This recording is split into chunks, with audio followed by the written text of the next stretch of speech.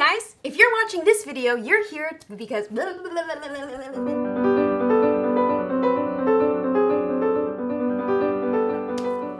Hi guys! If you're here watching this video, it's because you want to learn how to read music, which is great because that's what I'm here to teach you. And I have some good news. Reading music is not as challenging as most people think.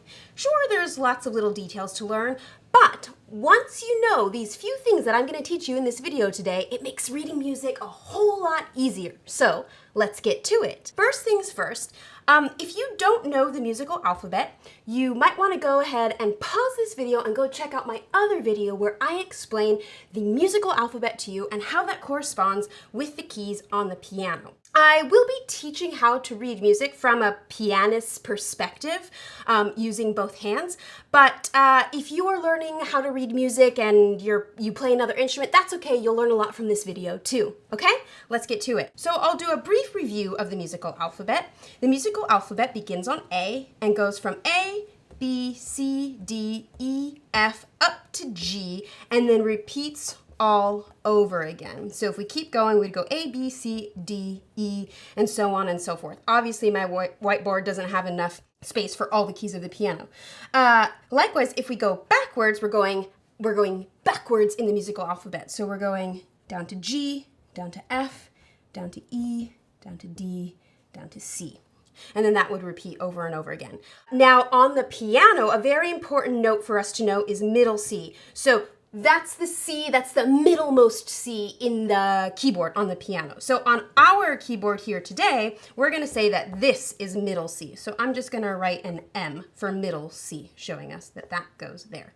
So music is written on a series of lines and spaces called the staff. When you have two staves put together, it's called the grand staff. And that's what we read when we play music on the piano.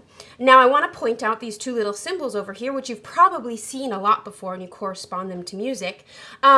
This is what we call the treble clef, but its other name is the G clef. And here's why. In the old days, this looked like a fancy G. And you can kind of see that. It looks like a cursive G. You go like this and you have this little curve around. And that's because this little crisscross that happens in the middle there shows us where the line for G is. So if we were to draw a note on that line, that note would be G. G clef, G. Pretty easy.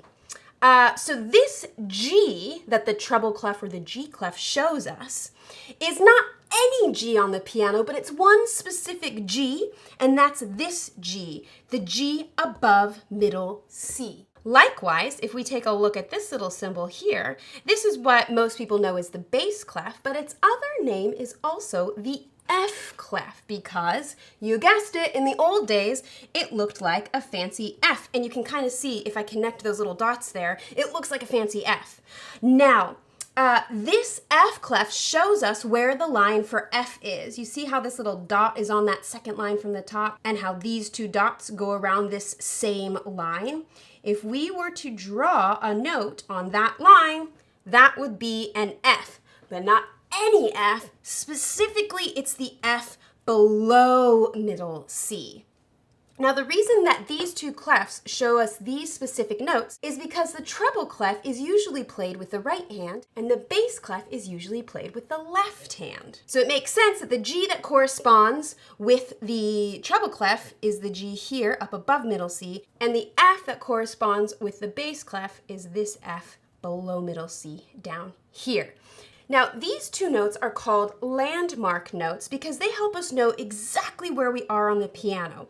And they're not too challenging to memorize because we literally have these things pointing us right at them, okay? So if we want to learn more notes than just these two landmark notes, all we have to do is count either up or down one note at a time away from those notes. So I'll show you what I mean.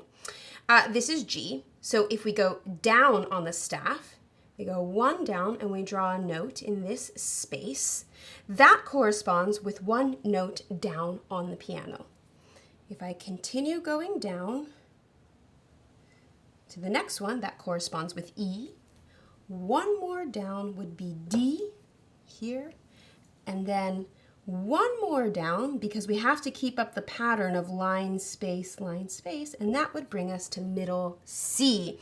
Now, you might be familiar with this note. For a lot of people, it's the first note that their teacher ever teaches them because a lot of things are based off of middle C when we first begin. What I like to tell my little students is that this is the cat whisker note because it looks like it has little cat whiskers, and the word cat begins with C, middle C, cat whiskers. You get the idea. The reason that this C has to have its own line is because we have to continue the pattern of line, space, line, space, line. Now, we're gonna visit the bass clef real fast. So down here, remember that this landmark note was F, this F right here. So if we go one up from that, that would move us one up to G. One up from that would be A. One more up would be B, which then brings us right back to middle C. So this middle C connects both the treble clef and the bass clef. Lots of times people are confused about what hand to play middle C with. Typically, especially at the very beginning, if middle C is written with an up stem, you're gonna play it with the right hand. Likewise, if middle C is written with a down stem, you're gonna play it with the left hand. You can also just kind of pay attention to whether it looks like it's more with the left hand notes or with the right hand notes. So that takes care of F below middle C all the way up to the G above middle C. But what about these other notes here and these other lines and spaces that we haven't talked about yet? Well, we learn a few more landmark notes to help us with those. So the next landmark note I'm gonna teach you is this C right up here called treble C. To get to this treble C, we have to go one up from G, which would be this A, go up one more, which would be this B, and that brings us to that space right there, the second space from the top, which is this treble C. Now, an acronym that sometimes my students find useful is the word face. The space notes of the, I don't know if you can read that. Fix that. The space notes of the treble clef spell the word face. I do find that to be helpful when first learning how to read music, but what I usually recommend is that my students try to recognize notes as quickly as possible, starting with these landmark notes. So this landmark note here, we'll put him over here so we can remember. Oh, middle C is also a landmark note. Forgot to write that in there. So that's C, G, C. Now let's talk about the bass clef, one further landmark note in the bass clef. So this one, remember, is F below middle C. If we count one down from there, that would bring us down to E. One further down from the E is going to bring us down to D. And one further down from there is going to bring us down to C. And I call this one bass C, which means that you now have 3 different C's for landmark notes. You have bass C, you have middle C, and you have treble C. Once you have those notes memorized, it's a lot easier to navigate around the keyboard and kind of feel a sense of, groundedness, that you know where you are. We haven't yet talked about these further notes up here, but as you may have gathered by now, really reading music is just about counting up and counting down, depending on which direction you're going. So if I was to continue this movement up from C, that would bring me up to D, up to E, up to F, and so on and so forth. Likewise, in the bass clef, this one, remember, was bass C. If I keep counting down, that would bring me to B, and then one down again is A, and then one more down would be G. Now at this point, you might have noticed we've run out of lines and spaces. That's okay, because in music, we use something called ledger lines. Middle C is a really good example of a ledger line. You might have seen some notes that look like this, that have a whole bunch of ledger lines, and then there's a note sitting up top there. Those ones are a lot more challenging to read, but we'll cover those in a further sight reading lesson, so be on the lookout for that lesson as well. So just to recap, from this lesson, you should have at least 5 notes memorized, which is probably 5 notes more than you did when you first started this lesson. Well, hopefully. So we have bass C,